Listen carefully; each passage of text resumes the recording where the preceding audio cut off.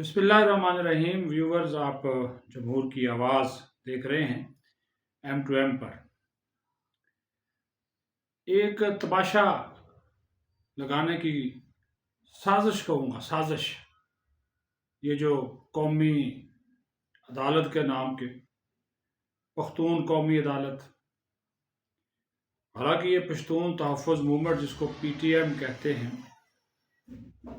इसको बैन किया जा चुका, इस पे पाबंदी लग गई, इसको शेड्यूल 4 में शामिल किया जा चुका। इसके बावजूद कुकी खेल कबाइल साथ PTM के लोग हमारे कुछ पश्तून भाइयों को वरगलाकर एक मतवाज़ी अदालती निज़ाम खड़ा करने की कोशिश की जा रही है। और इसके पीछे सपोर्ट किसकी है? कालअदम तहरीक तालिबान पाकिस्तान की सपोर्ट है इनको, फिर PTI की सपोर्ट है इनको, फिर अफगान तालिबान की इनको सपोर्ट है।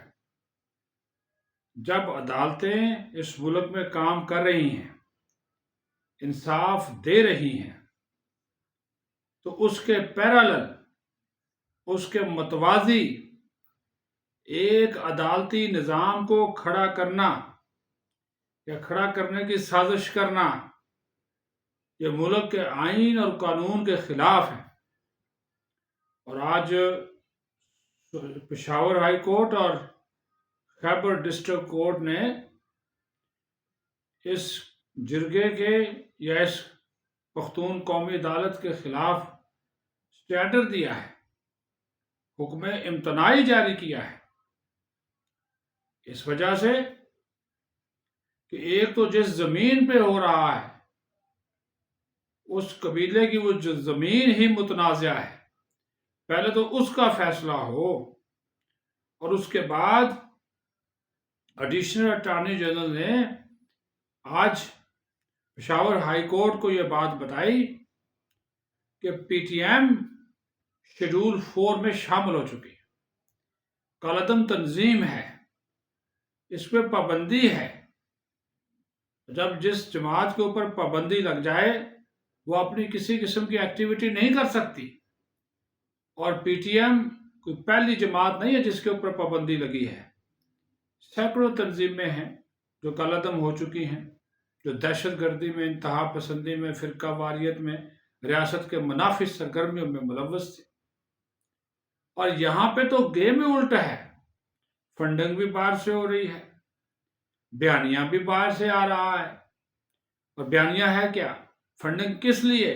कि पाकिस्तान को कमज़ोर किया जाए, पाकिस्तान को मुआशी तौर पर भी कमज़ोर किया जाए, दिफाई तौर पर भी कमज़ोर किया जाए, और यहाँ पे वही सिस्टम आ जाए जो तालिबान चाहते हैं, कत्ल व गारत का, मर्जी के फैसलों का। जिसको चाहा इस कौमी अदालत ने लटका दिया, जिसको चाहा उसको नवाज दिया। ये नहीं चल सकता। पाकिस्तान एक आइन, एक कानून के दायरे कार के अंदर बना हुआ एक निज़ाम के तहत चलने वाला मुल्क है। खामियां हैं, कमजोरियां हैं, बुराइयां हैं, कोई चीज मुकम्मल नहीं है सिवाय अल्लाह ताला की ज़ात के। अल्लाह ताला की जो ज़ात है ना, उसके अलावा सब नामुकम्मल है। खराबियां हो सकती हैं भी, लेकिन उसका यह मतलब नहीं कि आप एक मतवाज़ी सिस्टम खड़ा कर लें। आप रियासत के सामने खड़े हो जाएं, आप रियासती इदारों के सामने खड़े हो जाएं। और क्या ये सोशल मीडिया के ऊपर ये इंसानी हकूक़ की नाम नहाद तंजीमें जो फ़लस्तीन के ऊपर होने वाले मज़ालम पे तो खामोश हैं, इसराइली मज़ालम पे, कश्मीर में होने वाले मज़ालम पे खामोश हैं, लेकिन यहाँ पे थोड़ा सा वो अगर रियासत एक्शन लेती है, इनको इंसानी हकूक़ याद आ जाते हैं, क्योंकि डॉलर मिलते हैं, पाउंड मिलते हैं बाहर से। ये परवरदा हैं उनके, इसराइल के, मगरब के हमायत याफ्ता ये तंजीमें खड़ी हो जाती हैं।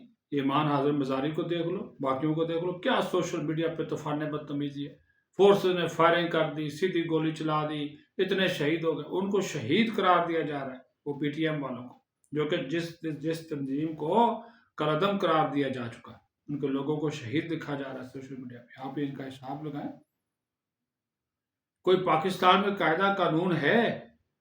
اگر آپ نے جنگل کا قانون نافذ کرنا ہے تو پھر یہ تنظیمیں جو انسانی حقوق کا رونا روتی ہیں، جو قانون اور آئین کی عملداری کی بات کرتی، اس پہ کیوں خاموش ہیں؟